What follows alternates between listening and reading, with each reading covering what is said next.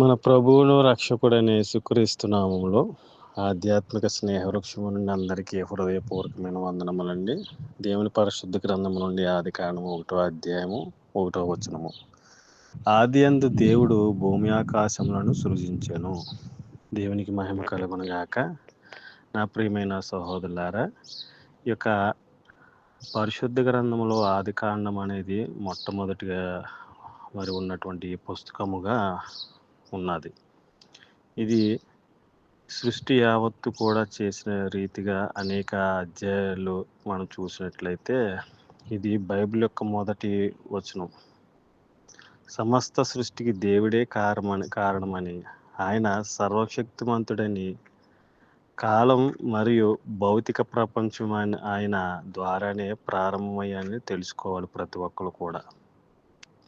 ఈ యొక్క వచనంలో దేవుని సార్వభౌమాధికారాన్ని సృష్టిగా ముందే ఆయన ఉన్నాడని స్పష్టమైనటువంటి యొక్క వాక్యం మనకి తెలియజేస్తుంది.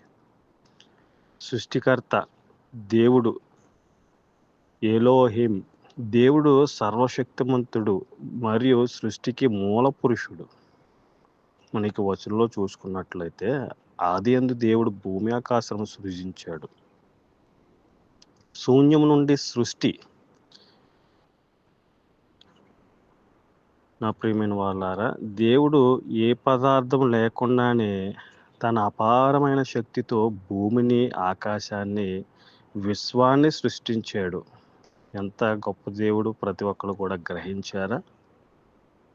కాలం మరియు ఎలాగ ఆరంభమైంది? ఆదియందు అంటే కాలం, అంతరిక్షం మరియు పదార్థం ప్రారంభమైందని మనకి ఈ యొక్క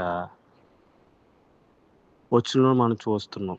సృష్టి క్రమము కూడా మొదట భూమి నిరాకారంగా, శూన్యంగా, చీకటిగా ఉండేది. దేవుడు తన వాక్యము ద్వారా వెలుగు క్రమాన్ని తీసుకువచ్చాడు. సమస్తము కూడా దేవునితోనే ఏర్పరచబడింది. ఇక్కడ ఆకాశములు, విశ్వము మరియు భూమి దేవుని యొక్క పని అని, దేవుని యొక్క చేతి పని అని ఈ వచనం ద్వారా మనం చూస్తున్నాం. ఆయన సర్వోన్నత్వాన్ని, విశ్వం ఒక ప్రణాళికబద్ధమైనటువంటి సృష్టి రూపించబడిందని ప్రతి ఒక్కరు కూడా గ్రహించాలి. నా ప్రియమైన వాళ్ళారా, మరి యొక్క సమయంలో ఎవరైతే ఈ మాట వింటున్నారో, ఆదియందు దేవుడు భూమి ఆకాశములను సృజించాడని ప్రతి ఒక్కరు కూడా నమ్మాలి. ఎంతోమంది ఈ రోజునాడు సృష్టికర్తను మర్చిపోయి సృష్టిని పూజించేవారుగా జీవిస్తున్నారు.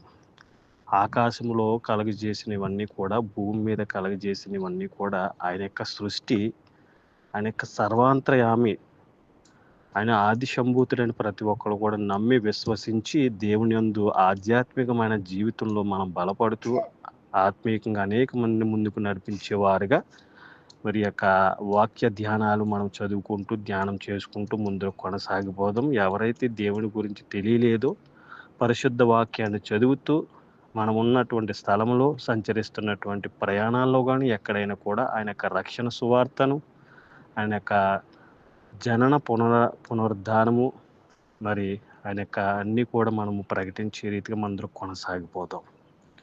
ఈ సృష్టి యావత్తు అంతా కూడా మన కోసము చేయబడింది. ఈ యొక్క సృష్టిలో అన్నీ కూడా, కానీ సృష్టికి లోబడి సృష్టికర్తను మర్చి సృష్టిని పూజించేవారుగా కాకుండా నిజమేదో అసత్యమేదో ప్రతి ఒక్కరు కూడా తెలుసుకుని ముందరకు కొనసాగిపోదాం. దేవుడు ప్రతి ఒక్కరిని దీవించును గాక. మహాపరిశుద్ధుడైన మా పరలోకపు తండ్రి, నీ ఘనమైన ప్రశస్తమైన నామానికి వందనాలు. మాకు ఇచ్చిన సమయాన్ని బట్టి, దినాన్ని బట్టి ప్రతి బిడ్డని దీవించండి. చిన్నపిల్లలను, యవనస్తులను, వృద్ధులను అందరినీ కాచి కాపాడి నాయన, ఆదియందు భూమి ఆకాశం సృష్టించిన వాడు సృష్టికర్త నీవని మేము విశ్వసిస్తున్నాం. ఎంతమందికి అయితే ఈ యొక్క విశ్వాసము, నమ్మకము లేదో వారి యొక్క మనోనేత్రాలను వాళ్ళని వెలిగించి నాయన, నీవే నిజ దేవుడు, నీవే సృష్టికి కారణభూతుడు, సర్వాంతర్యామైన తెలుసుకుని ముందుకు నడిచే భాగ్యాన్ని ప్రతి ఒక్కరిని కూడా నాయన నీ వాక్యం స్వతంత్రులుగా చేసి శక్తిభరితులుగా మమ్మల్ని నడిపించమని, ఈ దినచర్య ప్రతి పనిలో మీరే తోడుగా ఉండమని, మమ్మలను, మా కుటుంబాలను, రాబోయే తరాలకు ఆశీర్వదకరంగా, నీకు మహిమకరంగా ఉండటాన్ని కృప చూపించమని, మీరే మహిమఘనత పొందుకోమని యేసు పరిశుద్ధ నామములో చిన్న ప్రార్థన మిక్కలు అడిగి వేడుకుంటున్నాం మా పరలోకపు తండ్రి. Amen. Thank you lord. God bless you all. Amen.